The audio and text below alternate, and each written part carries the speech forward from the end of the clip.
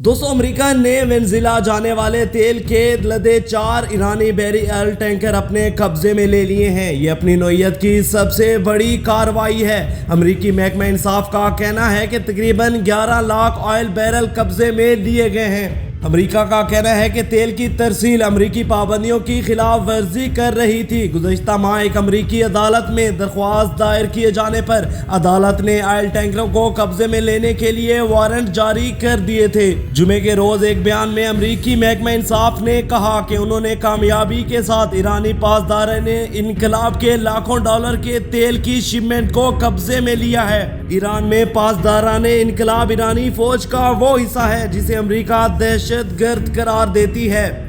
बयान में कहा गया कि कब्जे में ली गई अशिया अब अमेरिका की मालकियत हैं, लेकिन बयान में ये नहीं बताया गया कि ये ऑपरेशन कब और कहां किया गया। अमेरिकी महकमा इंसाफ का कहना है कि इस ऑपरेशन के बाद ईरानी बहरिया ने एक गैर मुतल्लिका बहरी जहाज पर कब्जा करने की कोशिश की है, जो कि बज़ाहिर पकड़े गए माल को छुड़वाने की कोशिश थी।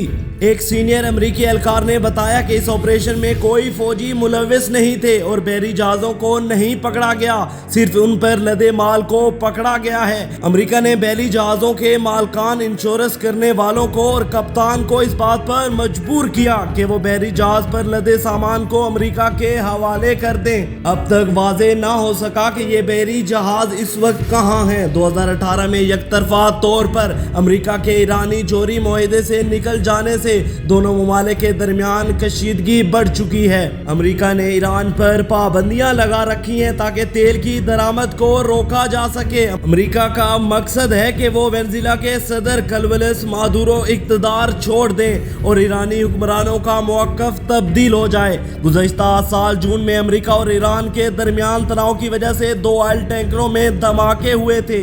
ईरान ने अमेरिकी इल्ज़ामात की तरदीद की थी कि ये धमाके उन्होंने करवाए। नाज़रीन, अमेरिका और ईरान में कशीदगी दिन ब दिन बढ़ती जा रही है।